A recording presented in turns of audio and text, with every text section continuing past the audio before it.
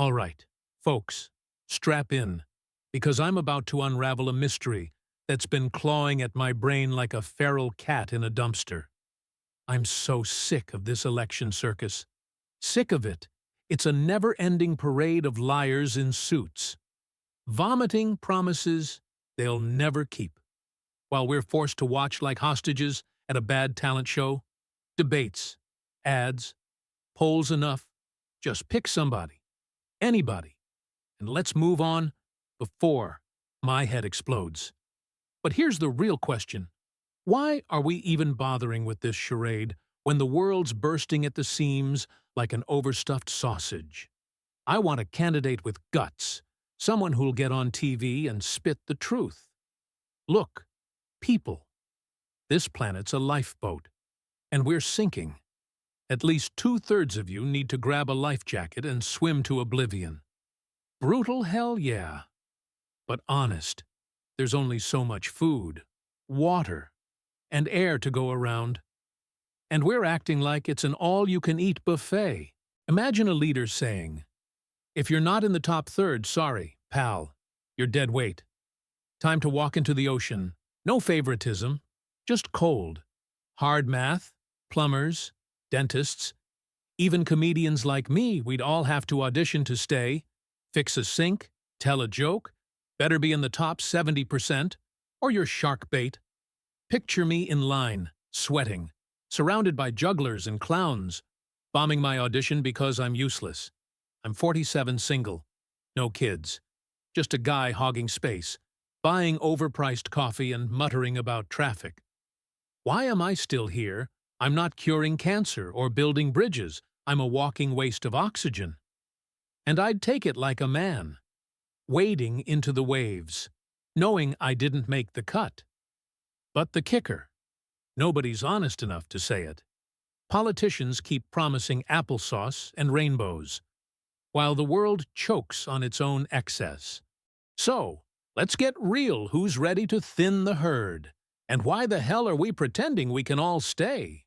So, while we're dodging the overpopulation truth, let's talk about something else that fries my brain: cruise ships. These floating monstrosities blow my mind into a million pieces. How does a metal behemoth the size of a small city float? It's witchcraft, pure and simple. Thousands of tons, smokestacks belching, anchors the size of my ego, and it just glides across the ocean like it's no big deal. I'm standing there, jaw on the floor, and some nerd with a calculator tries to explain, well, the displacement to mass ratio? Shut up. Wizard, I don't trust your math. It's a boat, not a balloon. And then, get this, they've got pools on these things.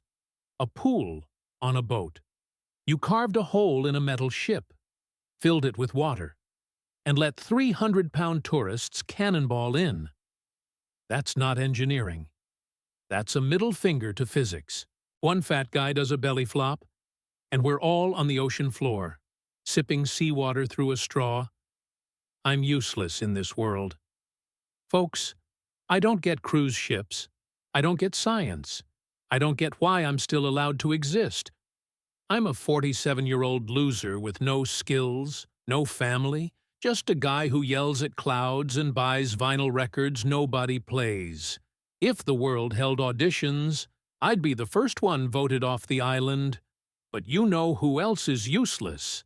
Half the people on those cruise ships, waddling around, clogging buffet lines, arguing over deck chairs. We're all just taking up space, pretending we're essential while the planet groans under our weight.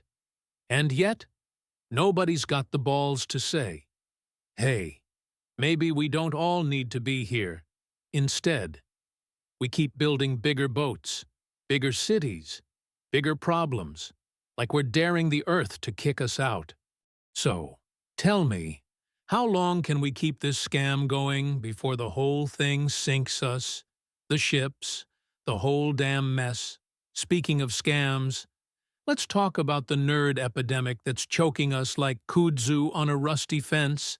Everywhere you look, TV, movies, Your local coffee shop, it's wall-to-wall nerds, black frame glasses, awkward smirks, whining about their social skills like it's a personality trait.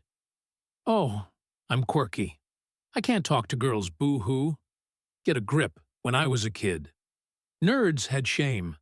They got stuffed in lockers, left there overnight, reading Tolkien by flashlight. Now they're strutting around, double pocket protectors, acting like they own the place. What happened? We banned bullying. That's what. You kill the predator, and the prey takes over. Now we're drowning in nerds. And I'm over it. And the king of the nerds, Steve Jobs. When he died, the world acted like Jesus himself fell off the cross. He changed the world. Changed the world. Are you kidding me? The guy didn't invent anything, he just yelled at smarter people to do it. Put my entire music collection in a phone. Make it shiny. Go, then a bunch of nameless scientists slaved away in a lab. Sweating. While Jobs strutted around eating pears like a pretentious jackass. Oh, and make the pages flip on a screen figure it out. Nerds. He was a dictator with a turtleneck, not a genius. And don't get me started on Apple's sweatshops, kids in basements, churning out iPhones. While Jobs got compared to Gandhi,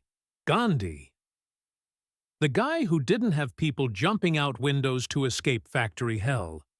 Jobs' legacy is a lie. Propped up by slick ads and nerd worship, he didn't change the world, he just made it shinier and more expensive. And when a new phone doesn't fit the old charger, you're stuck buying more crap that ends up strangling an octopus in the Pacific. That's his gift to humanity, a landfill of broken dreams and dead sea life. So, why do we keep worshipping these overhyped frauds while ignoring the real cost of their genius? All right, let's get to the gut punch. All this crap we love iPhones, cruise ships. Our whole disposable culture is killing the planet, and we're too smug to care. We're drowning in our own garbage, and it's not just in landfills, it's in the ocean, wrapping around fish, choking turtles, turning the seas into a plastic soup. That flannel shirt you bought during your grunge phase, it's out there, strangling a seagull. Those rollerblades you ditched after one homophobic joke killed the fad. They're microplastics now, swimming in your sushi. Everything you've ever owned is somewhere, haunting the earth like a ghost with a grudge. And don't give me that I don't pollute nonsense. You do. We all do. You buy stuff. You toss it. And it doesn't vanish just because you chucked it in a blue bin. We're all complicit, pretending we're green while we're knee-deep in the wreckage. I'm no saint. I'm part of this mess, too. Buying coffee cups I'll never recycle. Yelling about nerds while the world burns. But at least I'm honest about it. Most of you are out there, sipping oat milk lattes, acting like you're saving the planet because you own a reusable straw. Newsflash, that straw's made in a factory that's poisoning a river somewhere. So, here's the big question, and I'm leaving it with you. When do we stop lying to ourselves? Can we face the truth that our greed, our laziness, our obsession with shiny toys is strangling the earth?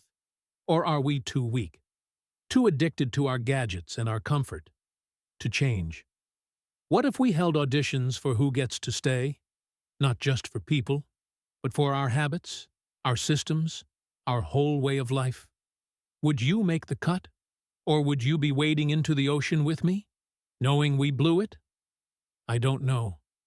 Folks, I'm just a useless comedian, screaming into the void. But you, what's your excuse when the world finally calls your bluff?